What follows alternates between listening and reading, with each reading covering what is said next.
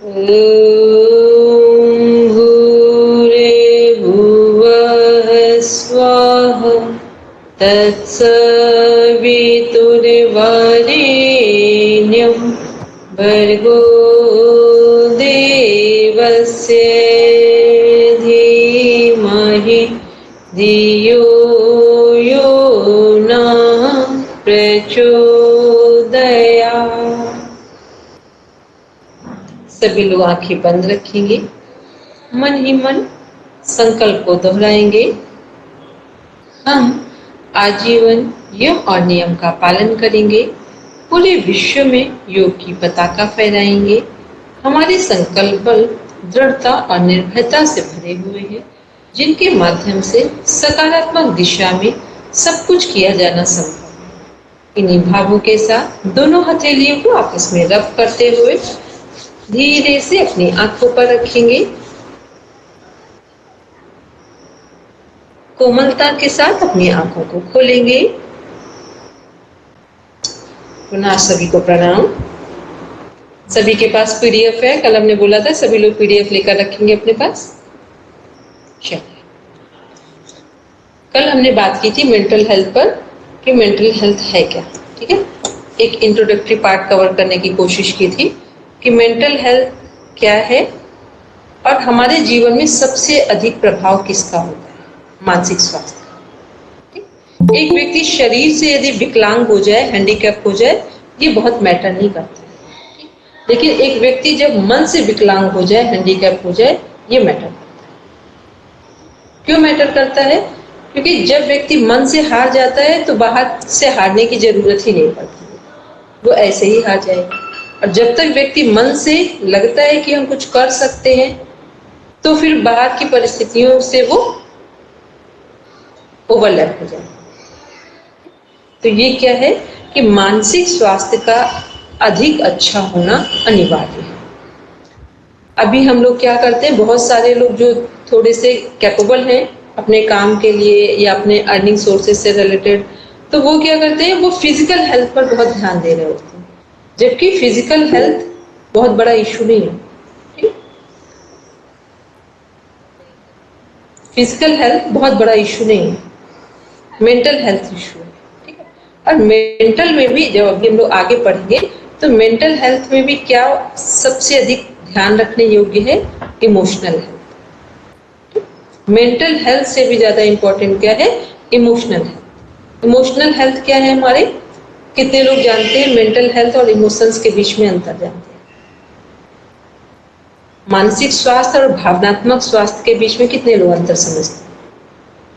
अच्छा, इमोशंस क्या क्या है ये कौन कौन जानते हैं? अब देखो, यहाँ सब वेल एजुकेटेड बैठे ना, मोस्टली तो बहुत अच्छे से एजुकेशन लिए। तो जब हम जिन बातों के बारे में जानते ही नहीं, अभी हम लोगों ने क्या किया ना, इतनी डिग्री ले ली है कि अपनी डिग्री के नॉलेज में उलझ गए। मतलब डिग्री ले ली, डिग्री का नॉलेज है, अब हम लोग कुछ गेन कर रहे हैं, अर्निंग सोर्सेज ले रहे हैं, लेकिन कहाँ प्रॉब्लम आ रही है कि अपनी फैमिली, अपनी हेल्थ, अपने बच्चों को ही टैकल नहीं कर। तो फिर आप ये बताओ, शिक्षा हम लोग क्यों लेते हैं? शिक्षा इसलिए ग्रहण करते हैं कि जो चीज हमें अपने माता पिता से नहीं मिली थी, उसे अब हम अपनी जनरेशन में देंगे। ठीक है, शिक्षा लेने का ये तरीका था और यही कारण था। लेकिन रियलिटी में आप देखोगे तो हमारे माता पिता बिना पढ़े हुए हमसे ज्यादा शिक्षित थे। ठीक है, हम 4-5 लोग 20 साल पहले चले जाओ, मोस्टली लोगों के घर में 20-25 साल पहले जाओ तो 4 या 3 भाई बहन मिलेंगे। ठीक, कॉमन मिलेंगे, और वो अकेले ही घर का काम भी कर रहे हैं और बच्चों को भी संभाल ले रहे हैं। आज हम लोग क्या कर रहे हैं, बहुत पढ़े लिखे हैं, घर में सर्वेंट भी लगे हुए हैं। ठीक, सुविधाएं इतनी है, कपड़े धोने से लेकर जितनी चीजें सब टेक्निकल यूज कर रहे हैं। ठीक, सब कुछ होने के बावजूद भी अपने बच्चों को नियंत्रण में नहीं कर पा रहे हैं। ठीक, अपने ही जो रिलेशन है अपने हस्बैंड के साथ अच्छी बॉन्डिंग नहीं बिठा पा रहे। और हम सब पढ़ते जा रहे हैं, सब जॉब कर रहे हैं, सब पढ़ते जा रहे हैं, न्यू नॉलेज गेन करने के लिए सब क्यूरियस है। ठीक, तो ये सारी चीजें क्या है, इन पर हमें ध्यान देना है। ये जो मेंटल हेल्थ पढ़ने जा रहे हैं, एक ऐसा टॉपिक है कि यदि आपने 15 डेज की class without any breaking attend की, तो हम बस इतना कह सकते हैं कि इस क्लास को जिसने भी अटेंड किया है उसके जीवन में एक मिरेकल जरूर हो। ठीक, ऐसा बिल्कुल नहीं कहेंगे कि वो ऐसे ही बस खाली क्लास पढ़ के चला गया। ठीक, तो इसमें क्या है कि मेंटल हेल्थ में अभी हमने क्वेश्चन पुट अप किया था कि इमोशंस क्या है। इमोशंस होते हैं जैसे हमें क्रोध आता है, ईर्ष्या होती है, प्रेम, लव, हेट्रेड, जेलस, एंगर। ठीक, ये सब क्या है, ये हमारे इमोशंस हैं। सबसे ज्यादा हमारे इमोशंस ही हमारे आउट ऑफ कंट्रोल होते हैं। जब गुस्सा आता है तो इतना आता है कि हम भूल ही जाते हैं कि अब क्या होगा आगे, अभी भूल जाते हैं। प्रेम, प्रेम तो किसी को है ही नहीं, देखो सच बोले। ठीक, प्रेम एक बहुत गहरा विषय है। प्रेम जहाँ होता है ना, वहां हमारी भी प्रोग्रेस होगी और आपकी भी प्रोग्रेस होगी। कितने लोग समझते हैं कि प्रेम और अटैचमेंट में अंतर है। ठीक, दो शब्द होते हैं ना, प्रेम और मोह। ठीक, हिंदी में यूज करते, लगभग सब हिंदी में जानते होंगे हिंदी भाषा। ठीक है, और देखो एक सलाह दे, इंग्लिश आपको कितनी भी अच्छी आती हो, फिर भी अपनी मातृभाषा से जुड़ने पर हमारे इमोशंस डेवलप होते हैं। ठीक है, आप बच्चे को वो इंग्लिश कल्चर में चल जाएगा। हम यहाँ अपने बच्चे को जो हिंदी में बात करके जो उसको समझा सकते हैं, इंग्लिश जो है वो सीखना आवश्यक इसलिए है कि वर्किंग के पॉइंट ऑफ व्यू से, और कभी हम बाहर जाते हैं तो वहां हमें कम्युनिकेट करने में आसानी होती है, बस इतने के लिए। अदरवाइज जो हमारी हिंदी मातृभाषा है, ये क्या है, ये हमारे पूरे सेंस को प्रेजेंट करने में कैपेबल होती है और कोऑपरेट करती है।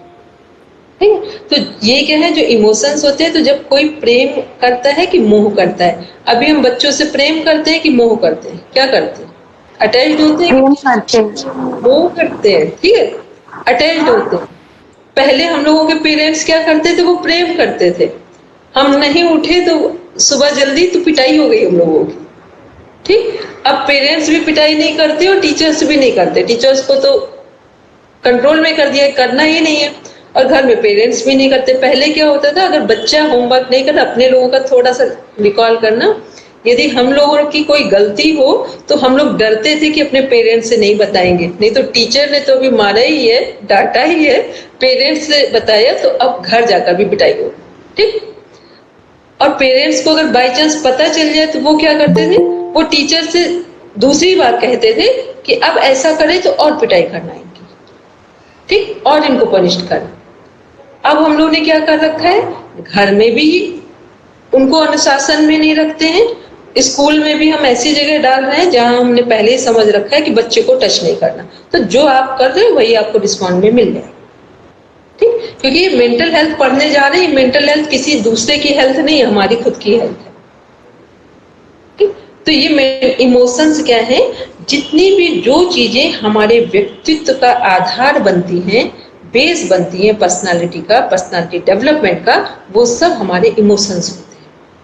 ठीक है, तो इमोशंस क्या है, या इमोशनल लेवल क्या है, जो मेंटल हेल्थ है उसका डीपर पार्ट मीन्स गहरा हिस्सा इमोशंस होते हैं, या भावनात्मक, इमोशनल हेल्थ बोलेंगे तो इन हिंदी भावनात्मक स्वास्थ्य बोलेंगे। ठीक, कितने लोगों ने एक वर्ड सुन रखा, नहीं सुन रखा, तो जितने लोग सही से गूगल सर्च कर लेते हैं, वो एक कनेक्टिविटी सर्च करेंगे, इमोशनल इंटेलिजेंस।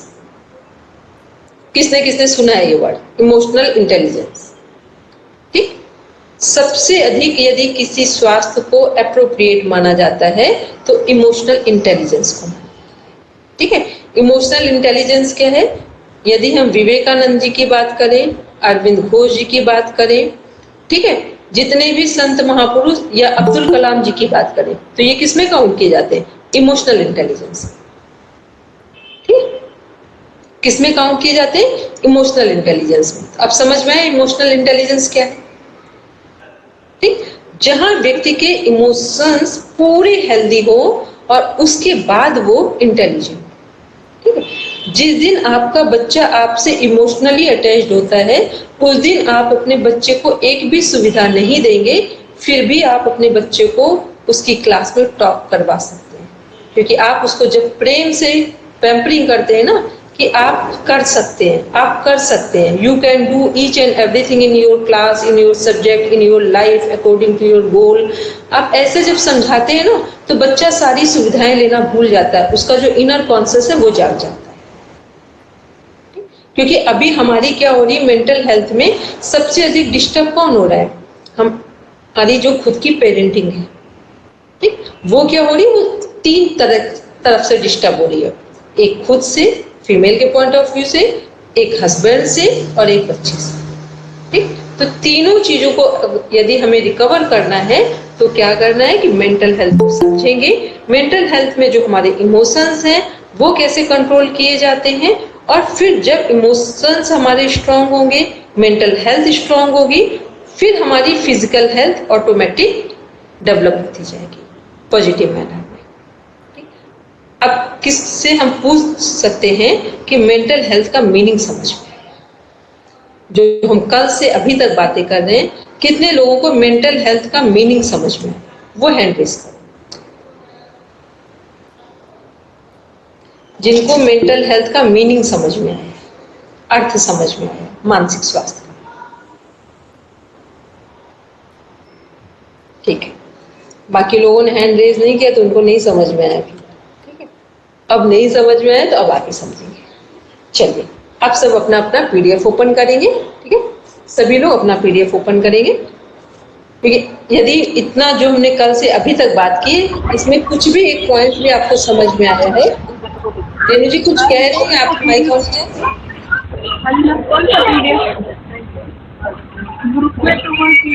हेलो हेलो, आपकी तरफ से आवाजें आ रही हैं एक्सेस। मैम वो कह रही है कौन सा पीडीएफ, क्योंकि ग्रुप में कोई पीडीएफ नहीं आया है। ग्रुप में पीडीएफ नहीं आया आपके पास? कितने लोग हैं जिनके पास पीडीएफ है? अच्छा एक मिनट रुकेंगे, जिनके पास पीडीएफ है वो हैंड रेज करो। इतने लोगों के पास तो है। चलिए कोई बात नहीं, आज हम लोग पढ़ते हैं, सुनेंगे, और फिर आज एक बार हम भैया से बोल देंगे, तो यदि नहीं आया तो दोबारा शेयर कर दिया जाएगा। ठीक है, चलिए। मैम नहीं तो मैं शेयर कर दूंगी रेणु जी के साथ। तो कर दीजिए, ठीक कर दीजिए। चलिए स्टार्ट करेंगे, पीडीएफ ओपन करेंगे और चलिए जिनिया जी पढ़ेंगे। पीडीएफ है आपके पास? है तो पढ़िए। माइक ओपन करेंगे, अनम्यूट कर। जिस तरह गाड़ियों का दूसरी एक्सरसाइज करने से पहले आप शरीर के एक मिनट आप कहाँ से पढ़ रहे हैं? मेंटल हेल्थ जहाँ लिखा हुआ है योग एंड मेंटल हेल्थ, योग एवं मानसिक स्वास्थ्य, यहाँ से स्टार्ट करेंगे। यही है तो मैम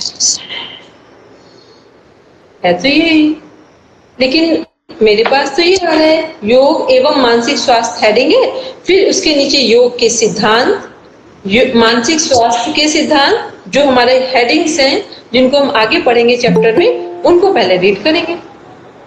हाँ ठीक है। योग के सिद्धांत, मानसिक स्वास्थ्य के सिद्धांत। WHO के अनुसार आदर्श जीवन शैली, योग दोबारा मानसिक आरोग्य। महर्षि चरक के अनुसार योग की अवधारण, भगवत गीता के अनुसार योग की अवधारण, अवधारणा ठीक, अवधारणा। भगवत गीता के अनुसार योग की अवधारणा, विष्णु पुराण के अनुसार योग की अवधारणा। मानसिक स्वास्थ्य के लक्षण, मानसिक स्वास्थ्य पर सोशल मीडिया का प्रभाव, स्वास्थ्य मनोविकास के लिए अवश्य एवं प्रक्रिया, अभ्यास एवं प्रक्रिया,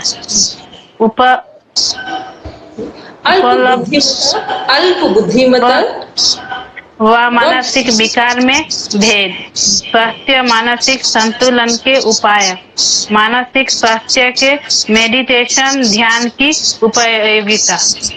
मानसिक स्वास्थ्य में मेडिटेशन की उपयोगिता, utilization of meditation in mental health. Next देखते हैं हम लोग योग के सिद्धांत। योग के सिद्धांत पढ़ूं मैं? जी पढ़ेंगे। जिस तरह कड़ियों की दूसरी एक्सरसाइज करने से पहले आप शरीर को वार्म अप करते हैं, वैसे ही योग की शुरुआत भी मांसपेशियों को ढीले करके ही की जानी चाहिए। मांसपेशियों को जीनिया जी लिखेंगे। देखिए जब हम पढ़ रहे हो, हिंदी पढ़े, इंग्लिश पढ़े या संस्कृत पढ़े, एक्यूरेट लिखेंगे, ठीक है? ढीला लिखा हुआ, ढीले नहीं जी। एक बार देखिए कैसे पढ़ते, एक बार हम बताते हैं, फिर आप उसी को कैच करेंगे, ठीक? जिस तरह कार्डियो या दूसरी एक्सरसाइज करने से पहले आप शरीर को वार्म अप करते हैं, वैसे ही योग की शुरुआत भी मांसपेशियों को ढीला करके ही की जानी चाहिए। सही है, ठीक है। मांसपेशियों को रिलैक्स करने वालों समस्या सामान्य आसन से शुरुआत करते हुए धीरे धीरे कठिन आसन की ओर बढ़ना चाहिए, क्योंकि तभी शरीर पूरे तरह से लचीला होते हैं और सही तरीके से लचीला होता है और सही तरीके से संतुलन बना पाते हैं। कसरत की तरह ही योग के पहले भी शरीर को वार्म अप करना और लचीला बनाना जरूरी है। कितने लोग वार्म अप करते हैं योग करने से पहले?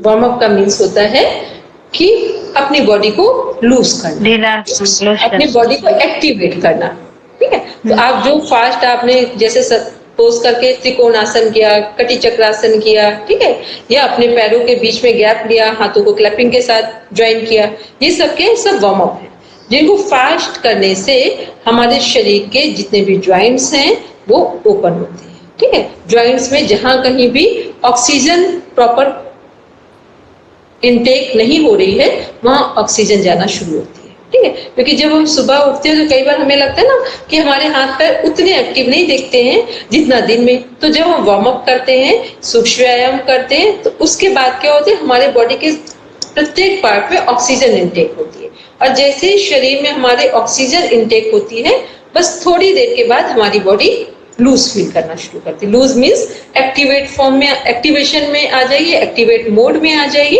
और जिस तरह से हम अपने फिंगर को नॉर्मल मूव करा सकते हैं, वैसे हाथ को मूव करा सकते हैं, गर्दन को। तो ये सब कब हो रहा है? जब हम वार्म अप करते हैं, ठीक है? वो वार्म अप आप आसन के पोस्चर में भी कर सकते हैं और सूक्ष्म व्यायाम के फॉर्मेट में या स्थूल व्यायाम के फॉर्मेट में भी कर सकते हैं।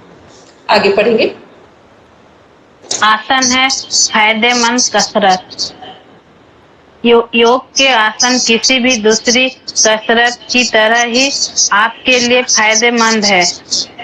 अलग अलग तरह के आसन आपके शरीर के लिए अलग अलग हिस्सों की मांसपेशियों में खिंचाव लाते हैं और उसका तनाव कम करने में मदद करते हैं। आसन बहुत अहम योग सिद्धांत है, क्योंकि यह पूरे शरीर में रक्त संचार को सुचारू रखने में मदद करता है और रीढ़ से लेकर जोड़ों तक की मांसपेशियों को लचीला बनाता है। इतना ही नहीं, योगासनों के अभ्यास से तनाव कम होता है, क्योंकि यह शरीर में एंडोर्फिन हार्मोन का स्राव बढ़ाता है, जिसे फील गुड हार्मोन भी कहा जाता है। फील गुड हार्मोन भी कहा जाता है, ठीक? अब इसको एक बात समझते हैं। जब हम आसन करते हैं, अच्छा एक कॉमन सी बात पहले पूछ ले, तब तो आपको आसन के बारे में समझ में आएगा। कितने लोग ये बात समझते हैं कि हमारे शरीर में रोग कब और कैसे उत्पन्न होते हैं? हमारे शरीर में रोग कब और कैसे उत्पन्न होते हैं? मैम क्या उत्पन्न होगा? बोलेंगे अनु जी? मैम मैं क्वेश्चन नहीं समझ पा रही हूँ, क्या उत्पन्न होगा? हमने कहा है, क्वेश्चन ध्यान से सुनेंगे, कि हमारे शरीर में रोग कब उत्पन्न होते हैं, किस स्थिति में उत्पन्न होते हैं, हमारे शरीर में कब डिजीज डेवलप होती है। मैम जब हम अपने बॉडी पे प्रॉपरली ध्यान न दें, जैसे स्ट्रेस हो कुछ हो तो automatically gets converted into disease some ऐसा कुछ। According to you, if you feel stress, it may be possible after some time. Ma'am जब हम एक बैलेंस्ड लाइफ नहीं, Disease oriented, okay? Yeah. Next. Ma'am Right. Ma'am जब हम एक balanced life style नहीं फॉलो करते हैं, लाइक राइट आहार नहीं लेते हैं, एक्सरसाइज नहीं करते हैं, जो कि बात बात छोटी छोटी चीजों पे, जैसे रेणु जी ने भी बोला, स्ट्रेस लेते हैं, ओवर थिंक करते हैं। किसने कहा है? एंड एक्चुअली क्या है ना, मेरे को ऐसा लगता है एक वुमेन का माइंड ना बहुत ज्यादा मैम मल्टीटास्किंग करते हैं ना हम लोग, this multitasking ends up into stress, ये मैंने ऐसे फील किया है। तो मल्टीटास्किंग तो यही होगा कि मल्टीप्लाई कर रहे हैं हम, है ना? एक स्ट्रेस को दूसरे में, दूसरे को तीसरे में मल्टीप्लाई कर रहे हैं। तो यस मैम, बिल्कुल सब करना है और मुझे ही करना है टाइप्स वाली सिचुएशन जब होती है ना, तो मुझे ऐसा लगता है कि जिसको कुछ स्ट्रेस कम करना हो तो कुछ चीजों को ध्यान से समझो, क्योंकि ये जो बेस है ना बहुत स्ट्रांग दिया हुआ है इसमें।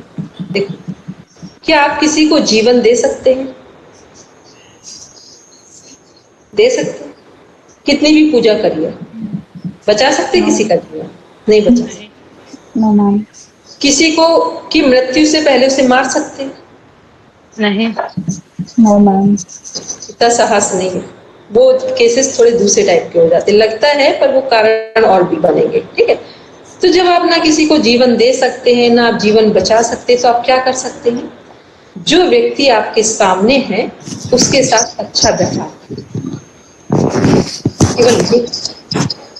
ठीक है, हम लोग ना जीवन बचा सकते हैं ना जीवन मिटा सकते हैं किसी का, उस पर पूरा ध्यान रखते हैं, लेकिन जो हमें जीवित पर्सन के सामने से ही व्यवहार करना चाहिए वो हम भूल जाते हैं।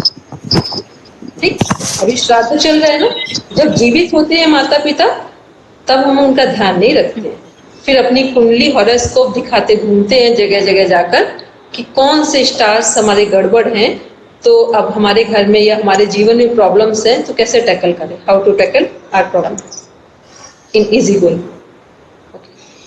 तब क्या करते हैं, तब हम ये कर रहे होते, तो हमें क्या करना था, एक फॉर्मूला यदि हम ध्यान रखें तो स्ट्रेस नाम की चीज आपके जीवन से जाना शुरू हो जाएगी। जो चीजें हमारे सामने हैं उनके प्रति अपने नजरिए से कम अच्छा व्यवहार करें, ये अपेक्षा छोड़कर कि इसका रिटर्न क्या मिलेगा। ठीक, अभी तो हम कुछ भी करते हैं बिना अपेक्षा के करते ही नहीं। ठीक है, आपको पता है एक यूनिवर्स का लॉ है, अभी जब कंसंट्रेशन पढ़ेंगे धारणा वहां बताएंगे। यूनिवर्सल एक लॉ है, यदि आपने हमको मेरे साथ अभी इसी वक्त अच्छे से एक्सेप्ट किया या हमें अच्छे से नहीं भी किया तो मैं इग्नोर नहीं किया, या आपने हमसे कहा कि ma'am I am very satisfied with you, ठीक, जस्ट आपने ये कहा, हमने सुना नहीं सुना ये आपका कोई मैटर नहीं। आप इस धरती में किसी भी कोने में चले जाएं यूनिवर्स में, आपको एक बार ये रिटर्न कोई देगा। ठीक, अभी हम क्या करते हैं, जिस व्यक्ति के साथ अच्छा व्यवहार करते हैं उसी से रिटर्न चाहते हैं। ठीक, इसी कारण क्या है, स्ट्रेस मल्टीप्लाई होता जा रहा है। करना क्या है कि हमें अच्छा व्यवहार इसलिए करना है क्योंकि वो हमें सेटिस्फाइड करता है, हमें इसलिए नहीं करना है कि दूसरे हमें क्या करेंगे। अभी तो हम जो करेंगे, पहले हमने 1 रुपए किसी को कुछ देने जा रहे हैं तो ये देगा कि नहीं देगा, और नहीं दिए तो अगली बार बिल्कुल नहीं देंगे। ठीक, तो इतना करने की जरूरत क्या है, इसलिए हम इस बात को बार बार फोकस कर रहे हैं क्योंकि हम लोग मेंटल हेल्थ को कभी समझते ही नहीं है, बस पूरा जीवन चलते जा रहे, क्यों जा रहे हैं ये पता ही नहीं। ठीक है, तो जब हमने क्या बेस में बोला था, स्ट्रेस कैसे रिलीज कर सकते हैं, ना हम जीवन दे सकते हैं किसी को ना ले सकते हैं। क्या कर सकते हैं, जो हमारे सामने है उसके साथ ऐसा व्यवहार करेंगे, वो रिटर्न में हमें क्या देता है उसको साइड कर देंगे, और खास करके अपनी फैमिली में, ठीक, क्योंकि फैमिली हमारी पहली ताकत होती है। और अभी हम लोग कुछ समय से हम लोग ये भूल गए हैं, ठीक, सारे रिजल्ट कहाँ चाहिए, सब फैमिली के अंदर चाहिए। खास करके अगर कहीं मैरिज हो जाए तो पार्टनर से तो पूरी दुनिया भगवान वही है, वो अब उन्हीं से सब चाहिए, ठीक है। आराम से स्ट्रेस लो, घूमो, और फिर बच्चों को भी बर्बाद करो, ठीक है। क्योंकि हम काउंसलिंग करते हैं, मेरे पास जिस समय पेरेंट्स आते हैं ना अपने बच्चों को लेकर, तो हम बच्चों को तो साइड करते हैं, दूसरी जगह बिठाते हैं, उनको बिठाते हैं अपने पास। फिर उनसे जब उनका पूरा सिनेरियो चेक करते हैं ना उनका, तब फिर उनसे पूछते हैं आपने ऐसा किया क्या है जो आप अपने बच्चे को अच्छा देखना चाहते हैं, एक भी चीज बता दो आपने जो की। जब आपने कुछ अच्छा किया ही नहीं तो आपका बच्चा बिगड़ रहा है, तो इसमें बुराई क्या है। केवल आप कमाते जा रहे हैं, कमाते जा रहे हैं, कमाते जा रहे हैं, बच्चों को गैजेट्स देते जा रहे हैं, यही आपका पालन पोषण था। तो फिर वो भी आपको गैजेट दे देंगे, अमेरिका में रहेंगे, आपकी डेड बॉडी को बगल वाले जलाने जाएंगे, और हो ही रहा है, ठीक है। तो ये क्या है, जब हम लोग, अभी आपने बोला ना स्ट्रेस आता जाता है, आ रहा है, मल्टीप्लाई क्यों हो रहा है, तो हम ही तो कर रहे हैं। तो पहले अपनी चीजों को हमें क्या करना है, ब्लॉक करना पड़ेगा, रोकना पड़ेगा, कंट्रोल करना पड़ेगा। हमारा क्वेश्चन आपसे था, क्वेश्चन हमने क्या पूछा था कि आपके शरीर में रोग कैसे उत्पन्न होते हैं, ठीक, ये बेसिक क्वेश्चन था। रोग उत्पन्न होने का कारण, एक मिनट अनुजी आप बोल रहे थे, ए इनिशियल लेटर आ रहा है। Yes ma'am. मैम लेकिन अभी किसी और ने हैंड रेज किया हुआ है, अपर्णा जी ने। अच्छा ठीक है, बोलेंगे अपर्णा द्विवेदी जी, बोलेंगे। जी मैम, मैं आज एक तो पहली बार ज्वाइन कर पा रही हूँ, कुछ रीजंस ऐसे आ रहे थे कि मैं ज्वाइन नहीं कर पा रही थी आपको, पर आज आपसे ज्वाइन करके पहली बार तो बहुत अच्छा लगा। और वही जो आप बता रहे थे, तो उससे रिलेटेड एक क्वेश्चन ये था कि हम अपने गुस्से से बाहर कैसे निकलें। जब आपका आंसर ये था कि हम उसी से हर चीज चाहते हैं जिसको हमने दी होती है, I mean, जिसके साथ हम अच्छा करते हैं हम उससे रिटर्न चाहते हैं, तो और अगर नहीं मिलता है तो गुस्सा आता है, तो फिर उस गुस्से से बाहर कैसे निकला जाए। तो मैं ये पूछना चाह रही थी आपसे। मेरा आज पहला दिन है, अगर मुझसे कोई गलती हो जाए तो आप मुझे माफ कीजिए। मैं नहीं, कोई गलती की बात ही नहीं, मेंटल हेल्थ चल रहा है, अपनी बात आपने बोली, ठीक है। गलती जैसी तो कोई बात नहीं है। मैं केंद्रीय विद्यालय में हिंदी की अध्यापिका हूँ, यही देवगिरी नासिक में। बहुत बढ़िया, ठीक है। देखो मेरा पेशेंस इतना जबरदस्त है कि हमें तो कोई हिला के जा नहीं सकता जी। आप जो करें वो अपने लिए करेंगे, हम जो करते वो अपने लिए करते हैं, ठीक है। मेरा पेशेंस अपने आप में, आप क्या करते हैं ये बहुत मैटर नहीं करता ना। बस एक जगह हमको थोड़ा सा खराब लगता है, जब कोई व्यक्ति सब्जेक्ट भी पढ़ रहा है और उसके जीवन में वो कहीं दिखता नहीं है, तब हमें लगता है कि पैसा बर्बाद मत करो, डिग्री ऑलरेडी ले चुके हो, हो ही रही है, इसको एक और मत लो, ठीक, ये लगता है, ऐसा मतलब हम फील करते हैं। तो उस समय थोड़ा सा कभी कभी लगता है कि ठीक नहीं लगता है, हालांकि उसमें भी गलती नहीं है। वो जब आपको बात जब क्लिक करेगी तो आप अपना जीवन बदलेगी, ठीक है। क्योंकि आप कह दें कि हम योग के टीचर हैं, आप खड़े हो, आपका पेट निकला हुआ है, आपके शोल्डर झुके हुए हैं, ठीक है, आपकी बॉडी एक्सेस वेट गेन कर रही है, तो आप योग के टीचर नहीं है। आप कहें आप काउंसलर हैं और आपको छोटी छोटी बातों में आपका पेशेंस लूज हो रहा हो, it means you are not a good counsellor, ठीक है। तो जो आप हैं वो आपके जीवन में दिखता है, तो आप ठीक है। फिर यहीं से एक सवाल निकला, तो क्या मैं अच्छी शिक्षिका नहीं हूँ? बिल्कुल है, बिल्कुल है, लेकिन अच्छी है।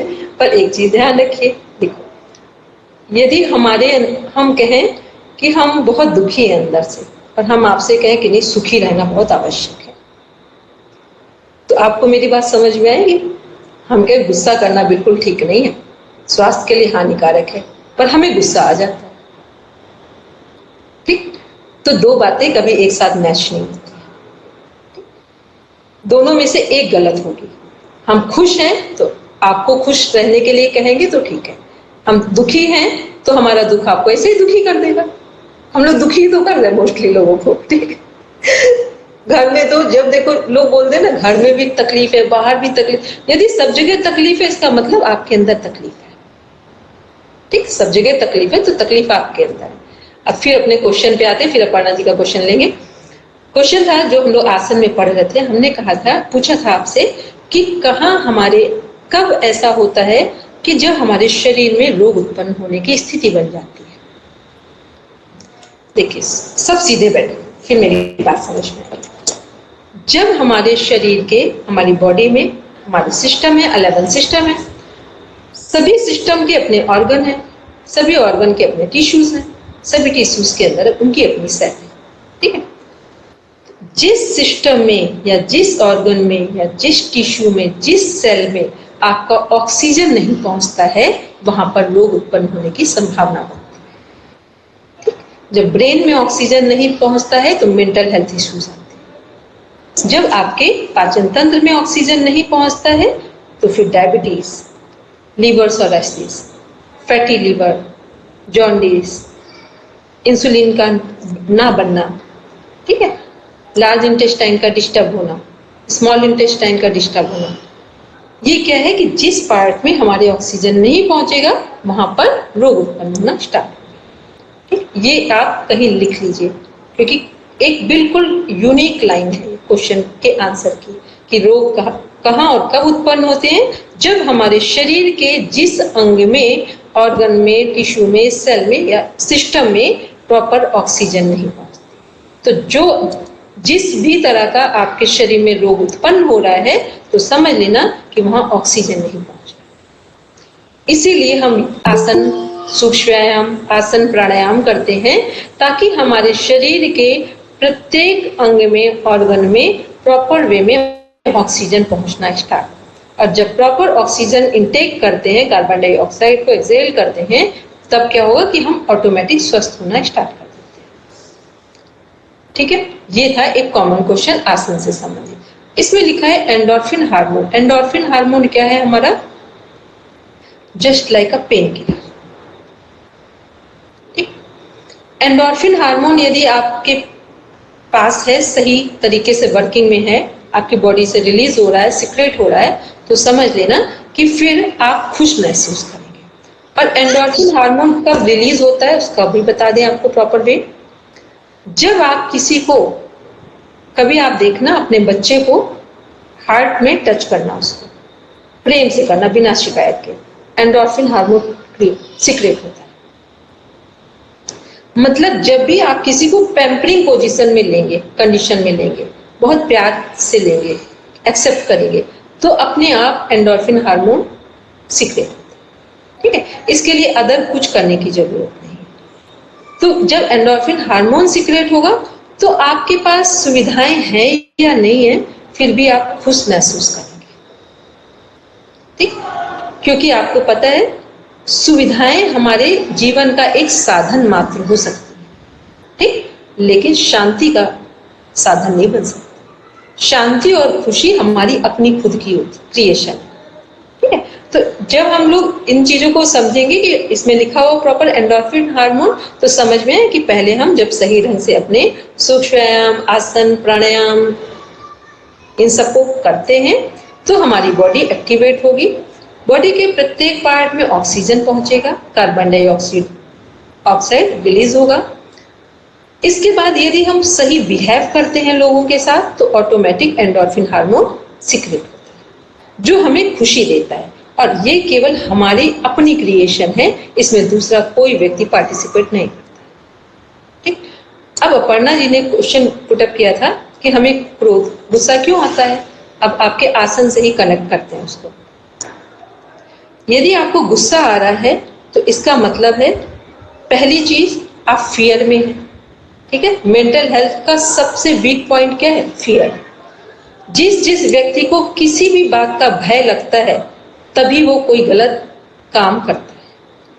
ठीक, यदि आपके जीवन में भय हट जाए, आपके मन में आ जाए कि जो मेरे पास है उसी से के साथ हम सरवाइव करेंगे, फियर खत्म। आपको लग जाए कि ये व्यक्ति हमारा साथ देगा, ठीक है, नहीं देगा तो भी हम कर सकते हैं, फियर खत्म। आपको लग रहा है कि मेरे पास मेरे माता पिता के पास उतने रुपए नहीं है जितने में जो एजुकेशन हम चाहते हैं दूसरे लोग ले पा रहे हैं, पर मेरे माता पिता के पास नहीं है। आपने तुरंत अपना सिनेरियो चेंज किया माइंड का कि नहीं है, कोई बात नहीं, फिर हम अपने लेवल से काम को स्टार्ट करेंगे, वहां से भी आगे जा सकते हैं। ठीक, जब जिस व्यक्ति ने ये समझ लिया है कि हमें खुश ही रहना है, वो 1000 माध्यम बना लेगा, और जिस व्यक्ति को दुखी रहना है वो 1000 शांति में भी अशांति ढूंढे। ठीक है, तो ये क्या है कि जब क्रोध की बात है, और फिर आप दूसरों को इतना क्यों करते हो कि वो रिटर्न ना हो तो आपको दुख हो। इसका मतलब आप लालच में ही तो कर रहे हो, किसी भय में ही तो कर रहे हो, है ना, कि हम ये देंगे तो वो भी हमें रिटर्न करेगा, नहीं देगा तो हमें गुस्सा आएगा। चाहे वो हम सामान से कहें, चाहे अपने शब्दों से कहें, चाहे अपनी भावनाओं से कहें। ठीक है, जो कुछ भी हम दे रहे हैं, यदि हम देते समय ये माइंड सेट कर रहे हैं कि ये भी हमें ऐसा दे, तो फिर आपको गुस्सा भी आएगा, और उसके साथ साथ एक वर्ड है कुंठा, फ्रस्ट्रेशन, ठीक, वो भी उत्पन्न होगी। फिर बहुत सारी चीजें हैं जो आपके अंदर ऑटोमेटिक डेवलप होगी। तो जिनको जिस चीज से समस्या है, पहले वो काम करना बंद कर दो। जिस कारण क्रोध आ रहा है वो काम करना बंद कर दो। ठीक है, तो और उसमें भी सबसे सरल तरीका क्या है, आप रिटर्न लेना बंद कर दो। क्यों रिटर्न मांग रहे हो? ये प्रकृति तो ऑटोमेटिक गिव एंड टेक पर काम कर रही है। आप नहीं मांगोगे तब भी मिलेगा आपको। आप क्या डेली बोलते हो कि पानी बरसे? आप डेली बोलते हो कि कल सुबह सूरज उदय हो, चंद्रमा उदय हो? बोल रहे हो क्या आप ऐसा? तो वो तो सब अपने टाइम से काम कर रहे हैं। तो जो नेचर तो अपने आप ही काम कर रही है, तो फिर आप क्यों दूसरों से रिटर्न लेने के लिए वेट कर रहे हो? मेंटल हेल्थ अगर पढ़ोगे सही से तो अच्छा लगेगा, लेकिन अपने जीवन से कोरिलेट करना। ठीक है, तो आसन समझ में आए, हमने आसन को क्यों बताया। दूसरा, जब भी यदि हम आगे झुकने वाले आसन, 3 तरह की हेल्थ होती है, मतलब मेंटल हेल्थ को अगर हम डिफाइन करें किसी की पर्सनालिटी में, तो 3 टाइप्स होते हैं। There are 3 types. First, introvert personality, extrovert personality, ambiguous personality. ठीक, 3 टाइप्स होते हैं। इंट्रोवर्ट क्या होते हैं? जब जो लोग आसन करते समय, पश्चिमोत्तानासन कितने लोग जानते हैं? करना ना जानते हो, केवल देखा हो पश्चिमोत्तानासन। ठीक, यदि कोई व्यक्ति आराम से पश्चिमोत्तानासन कंप्लीट करता है, एल्बो को जमीन पर लगा दे, पैरों को स्ट्रेट रखे और पूरी तरीके से अंगूठा पकड़ के हेड नहीं टच करे, ठीक, तो समझ लेना ये कौन सी पर्सनालिटी है? इंट्रोवर्ट पर्सनालिटी है। ठीक, अब दूसरे में आते हैं। और एक बार सुनिए तो, हमने बोला कि जो पश्चिमोत्तानासन है, जो लोग उसे पूरा कंप्लीट कर लेते हैं, ठीक, ये इंट्रोवर्ट पर्सनालिटी है। ठीक, ये ऐसे लोग हैं जो अपनी बात सही तरीके से दूसरों को स्पष्ट कह नहीं पाते। ठीक, बहुत सद्बुद्धि है, बहुत ज्ञान है, लेकिन मन ही मन दुखी हो जाएंगे पर व्यक्त नहीं कर पाएंगे अपनी बात। एक्सट्रोवर्ट क्या है? जब कोई व्यक्ति जैसे धनुरासन, भुजंगासन, जिसमें पैर और सिर पीछे से जोड़ दे, ये एक्सट्रोवर्ट पर्सनालिटी। कैसी भी परिस्थिति हो, ये अपनी बात को व्यक्त कर लेंगे, कुछ भी हो। ठीक, अब 3rd नंबर पे आते हैं एम्बिगुअस पर्सनालिटी, जिसे बोलते हैं उभयमुखी व्यक्तित्व। ये संतुलित व्यक्तित्व होता है। ये कौन लोग हैं? कुछ लोग आपने देखा होगा आसन आगे झुकने वाले भी पूरे करते हैं और पीछे झुकने वाले भी पूरे करते हैं। इन्हें बोलते हैं संतुलित व्यक्तित्व, बैलेंस पर्सनालिटी। ठीक है, तो जब हम आसन करते हैं, तो आसन करते करते यदि हम ये अभ्यास करना सीख जाते हैं कि आगे भी पूरा झुक पाए और पीछे भी पूरा झुक पाए, तो समझ लेना कि हमारे जीवन में एक संतुलन, एक बैलेंस आता है। इसीलिए लोग बोलते हैं ना कि जब से योग किया है तब से हमारे जीवन में परिवर्तन आया। परिवर्तन इस साइकोलॉजी से आता है। जो आसन का मनोविज्ञान है वो ये है कि जब आप ऐसा करना सीख जाते हैं तो आपके जीवन में एक संतुलन दिखाई देता है। जब आप ऐसा नहीं कर पाते हैं तो आपकी पर्सनालिटी वन वे काम करती है। ठीक है, तो ये क्या था? ये आसन से संबंधित जितने भी चीजें थी उनको हमने आपको डिफाइन किया। दूसरा एक और हमने बताया था कि जब कभी किसी का बीपी हाई हो तो पीछे झुकने वाले आसन नहीं कराएंगे, और किसी का बीपी लो हो तो आगे झुकने वाले आसन, ठीक, क्योंकि बीपी लो का मतलब अंडर एस्टिमेट व्यक्ति ऑटोमेटिक फील कर रहा है, तो उसे आगे नहीं झुकाएंगे। और जब बीपी दोबारा बोलिए,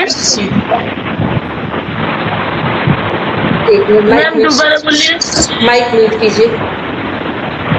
हमने कहा जब माइक म्यूट कीजिए कांति जी, ठीक है। जब बीपी लो हो जिनका, या बीपी लो की टेंडेंसी है जिनकी, उन्हें आगे झुकने वाले आसन नहीं करने, ठीक। और जब बीपी हाई की टेंडेंसी हो या बीपी हाई की जिनको समस्या हो, उन्हें पीछे झुकने वाले आसन नहीं करने। तो ये क्या है, ये आसन के बारे में जितने भी फैक्टर्स थे वो हमने एक जगह ही डिफाइन किए, ठीक। वैसे तो बहुत बड़ा चैप्टर है, लेकिन आपके लिए जितना जरूरी है बस उतना सफिशिएंट है। तो इसलिए अब जब आसन करेंगे तो ध्यानपूर्वक करेंगे, ताकि आसन करने से भी अपने व्यक्तित्व को चेंज कर सकते हैं, पॉजिटिव मोड में कन्वर्ट कर सकते हैं। चलिए अब हम आपको देते हैं 2 मिनट। किसी का बहुत जेन्युइन क्वेश्चन हो तो पूछेंगे, क्योंकि प्राणायाम एक डीप पार्ट है, उसको कल डिफाइन करेंगे। किसी का कोई बहुत जेन्युइन क्वेश्चन हो जो हम पढ़ रहे थे, यहाँ कुछ समझ ना आए हो उससे रिलेटेड।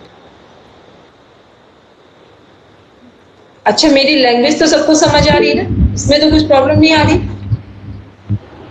नहीं मैम, नहीं आ रही तो भाई, कई बार होता है ना, अभी हम लोग फर्स्ट डे कल मिले आज मिले, तो हम ये नहीं कह सकते कि आपको मेरी बात तुरंत पूरी समझ में आ रही है, ठीक है। तो इसलिए किसी को कहीं ऐसी कोई प्रॉब्लम हो रही है तो बता सकते हैं। चलिए अभी हमने हाँ बोलेंगे जी, बोलेंगे। हम बीपी हाई बीपी लो जो बताए, इससे पहले जो 3 पॉइंट बताए आप, वो तीनों पॉइंट मतलब इंग्लिश में 2 पॉइंट बताए और लास्ट पॉइंट को हिंदी में बताए। तो पहले वाला जो पॉइंट 2 था उसको मतलब क्लियर नहीं। इंट्रोवर्ट इन हिंदी अंतर्मुखी व्यक्तित्व, ठीक। एक्सट्रोवर्ट बहिर्मुखी व्यक्तित्व, एम्बिगुअस पर्सनालिटी उभयमुखी व्यक्तित्व मीन्स बैलेंस्ड पर्सनालिटी, संतुलित व्यक्तित्व। क्लियर? और एक बार मैम। अच्छा, एक बार और बता दें। चलिए अब ध्यान से सुनेंगे, लेकिन अपना माइक म्यूट करेंगे और ध्यान से सुनेंगे। इंट्रोवर्ट पर्सनालिटी अंतर्मुखी व्यक्तित्व, एक्सट्रोवर्ट पर्सनालिटी बहिर्मुखी व्यक्तित्व, एम्बिगुअस पर्सनालिटी उभयमुखी व्यक्तित्व। उभयमुखी व्यक्तित्व को ही संतुलित व्यक्तित्व कहा जाता है। मैम नहीं सुना दे। 1 मिनट, आप माइक म्यूट नहीं करें, आप नहीं रिपीट करेंगे बस। जी इसलिए तो औरों का माइक ऑन है, इसलिए मैम नहीं सुना दे रहा। किसका माइक ऑन है? प्लीज माइक म्यूट करें। किसका माइक ऑन है? इसका ध्यान रखेंगे, ठीक है। आप सभी बड़े, अभी भी माइक ऑन है किसी का? प्लीज चेक योर माइक, ठीक है। अब हम आपको कल डिस्कस करेंगे, क्योंकि बिल्कुल राइट टाइम 50 हो रहा है, मेरी अदर क्लासेस है, ठीक है। कल हम इस पॉइंट को एक बार डिस्क्राइब कर लेंगे। चलिए सब बैठेंगे शांति पाठ के लिए, और जो आपका सिलेबस है उसे एक बार ओवरऑल रीड करके रखेंगे, ठीक है। चलिए,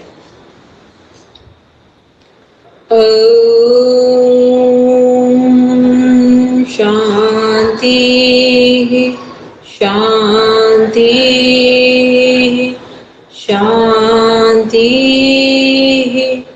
सर्वारिष्टषु शांतिर्भवतु। Now rub your palm, touch your eyes, then open your eyes. जिनका क्वेश्चन कंप्लीट नहीं हुआ है उसको कल हम दोबारा रिस्पॉन्ड करेंगे, ठीक है। सभी को शुभ रात्रि। Thank you ma'am. Thank you ma'am.